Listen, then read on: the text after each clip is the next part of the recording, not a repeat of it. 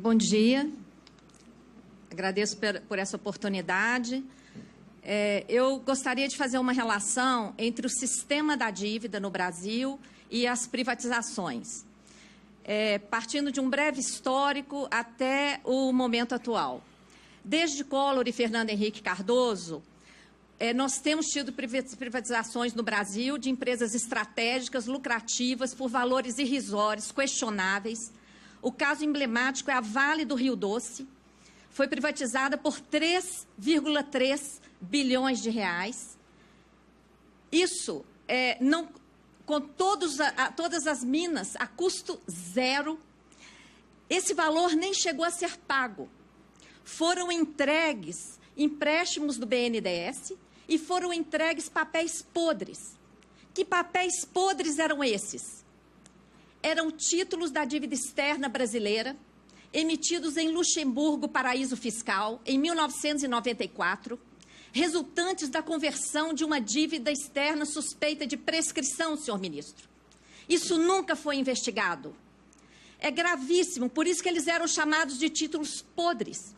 Eles não correspondiam, eles não preenchiam as regras de comercialização de títulos. Eles não poderiam ser negociados em nenhuma bolsa de valores regular no mundo. O que o Brasil fez com esses títulos? Aceitou como moeda de pagamento das nossas empresas privatizadas a partir de 96. Outra parte desses títulos foi transformada em dívida interna, lá no início do Plano Real, quando pagávamos quase 50% ao ano de juros. Então, é um absurdo essa questão. Começou também lá no tempo de Fernando Henrique os leilões dos poços de petróleo, que foram continuados por Lula, continuados por Dilma e continuados por Temer. No período de Collor, foi a Usiminas, Cosipa, Petroquímicas. Fernando Henrique foi o maior plano de privatizações do planeta. Não há registro de plano de privatizações como esse, e me assusta ter ouvido aqui, ministro, que não há registro dos danos disso às finanças públicas. Isso está nos jornais. Ontem, no Estadão, foi pago uma indenização ao Daniel Dantas de 2,8 bilhões. Só uma indenização, 2,8 bi. A empresa foi privatizada por 3,3 bi. Então, é um escândalo. No programa de privatização de Temer, há uma legislação assustadora, a Lei 13.334, que inclui concessão de direitos reais. O que é isso? Nós estamos assistindo a uma privatização da gigante Eletrobras, das distribuidoras, que algumas delas já foram, inclusive, leiloadas, de ativos da Petrobras, de dezenas de empresas públicas rodovias, prosseguem os leilões de petróleo. Agora, estamos diante de uma infâmia, senhor ministro. Enquanto estamos privatizando essas joias, estão sendo criadas novas estatais, neste momento. Sabe para quê? Para operar esquema financeiro fraudulento, escondido da chamada securitização de créditos. Já foi criada a CPSEC SA em São Paulo, a PBH Ativos SA em Belo Horizonte, a MGI SA em Minas Gerais. Essas empresas emitem papéis financeiros.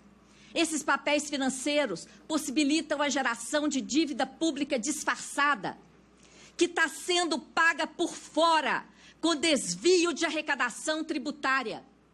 É um escândalo que está acontecendo nesse país. Essas empresas, PBH Ativos, CPSEC e MGI, são sociedades de propósito específico. São empresas estatais de economia mista. O projeto de lei que regeria esse tipo de cessão de fluxo de arrecadação tributária, ministro, sequer foi aprovado ainda no Congresso. Mas essas operações já estão acontecendo nesses estados e municípios. Esse projeto é totalmente cifrado. Os senhores que estão acostumados com a legislação, vejam um artigo. A União, o Estado, Distrito Federal, o município poderá ceder onerosamente. O que é onerosamente? É uma garantia real do Estado. várias vezes maior do que a operação. Ceder onerosamente o quê? Direitos oriundos de créditos, tributários e não tributários. Sabe que direitos oriundos são esses? O fluxo da arrecadação. Eu queria ver se esse projeto tivesse escrito: a União, o Estado, o Distrito Federal poderão ceder com garantia real pública o fluxo da arrecadação tributária. Se tivesse escrito dessa forma, isso jamais passaria, mas já passou no Senado. Nós entregamos a cada parlamentar da Comissão de Finanças e Tributação uma interpelação extrajudicial, esclarecendo para eles o que está por trás desse texto cifrado, para que ninguém possa dizer depois que não sabia o que está por trás. Da mesma forma que os ministros aqui do Supremo não vão poder dizer que não sabiam o que está por trás dessas privatizações, depois de tantos depoimentos aqui do pessoal de Furnas, da Eletrobras, de tantos que me antecederam aqui hoje, com depoimentos importantes, falando dos danos patrimoniais, financeiros e morais à nação brasileira que está representando todas essas privatizações. A propaganda por trás desse negócio fraudulento é que isso iria ajudar a acelerar a dívida ativa, a arrecadação da dívida ativa podre. Mentira! A dívida ativa podre só entra nesse negócio para calcular as taxas de administração milionárias. O que está sendo cedido é o fluxo da arrecadação do crédito líquido e certo, sendo gerada uma dívida pública por fora, que não é contabilizada como dívida, mas como venda de ativo. Vários órgãos de controle já se manifestaram contra, mas não adianta, o esquema continua e tudo mais. Qual tem sido a justificativa para as privatizações atuais, senhor ministro? A crise. Que crise?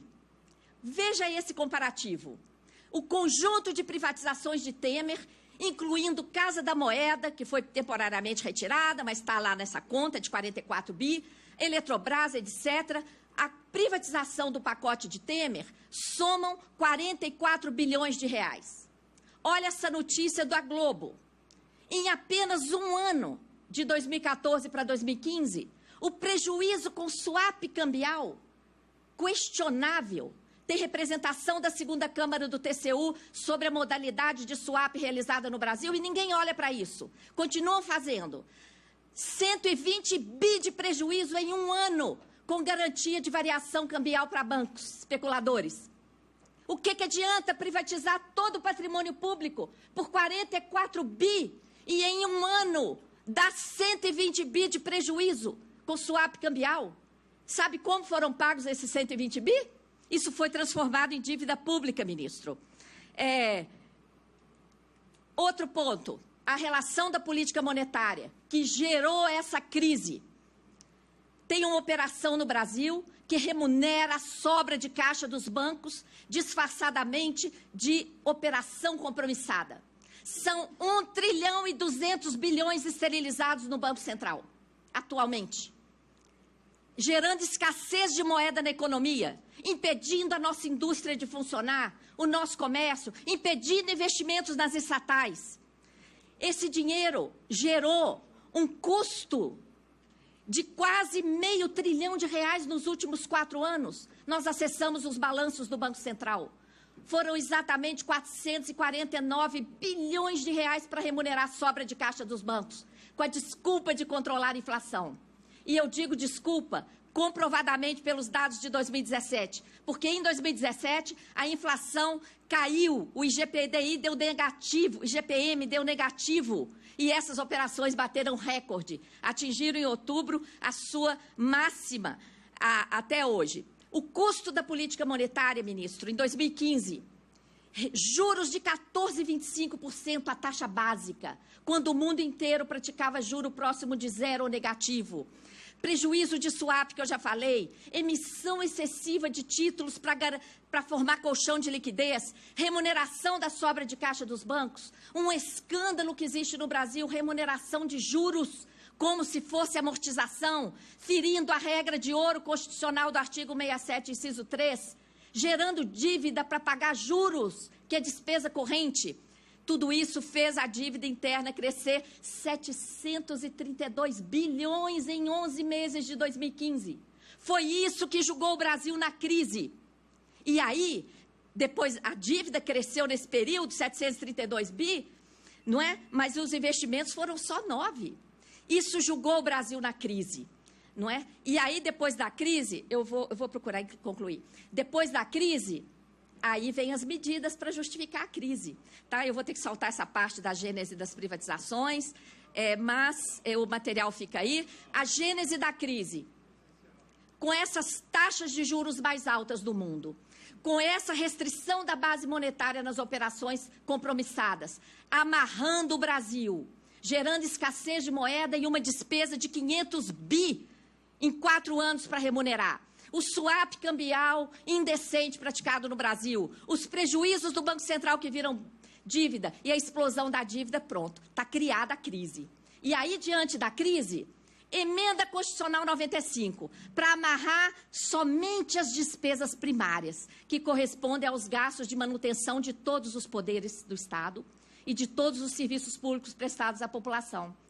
Ficou fora do teto o gasto financeiro com a chamada dívida pública. Ficou fora do teto o gasto com recursos para aumento de capital dessas empresas estatais que estão sendo criadas para operar o esquema financeiro da securitização. E as privatizações estão justificadas por essa crise produzida pela política monetária do Banco Central. Nós temos no Brasil um sistema da dívida que exige com ajuste fiscal, privatizações, contra-reformas e etc. A dívida é o maior problema do Brasil, senhor ministro. E está aqui neste Supremo uma DPF, a DPF 59 de 2004, impetrada pelo Conselho Federal da OAB, pedindo que o Supremo exija que o Congresso cumpra a Constituição Federal e convoque a CPI mista para realizar a auditoria, que está prevista na Constituição e nunca foi realizada de forma integral nesse país. Quem ganha com todo esse esquema? O sistema financeiro no Brasil. Eu queria encerrar com esse quadro, ministro. O que nos move, nós somos uma associação sem fins lucrativos, somos voluntários, trabalhamos de graça para o nosso país, fazendo essas investigações, denunciando tudo isso. O que nos move é o fato do Brasil ser a 9ª economia mundial, um dos países mais ricos deste planeta, e ter a pior distribuição de renda do mundo. Vergonhosamente, somos o país mais injusto do planeta. Somos o 79º país no ranking dos direitos humanos, segundo o IDH medido pela ONU. Somos o penúltimo no ranking da educação. Essa situação não pode continuar, ministro. Nós não podemos aceitar a rifa do patrimônio público, que vai piorar ainda mais essa situação existente no nosso país. Esperamos que o Supremo coloque um fim nessa entrega do nosso patrimônio público de forma irresponsável, com valor irrisório, ainda por cima com financiamentos do BNDES e aceitando papéis podres. Muito grata. Agradeço.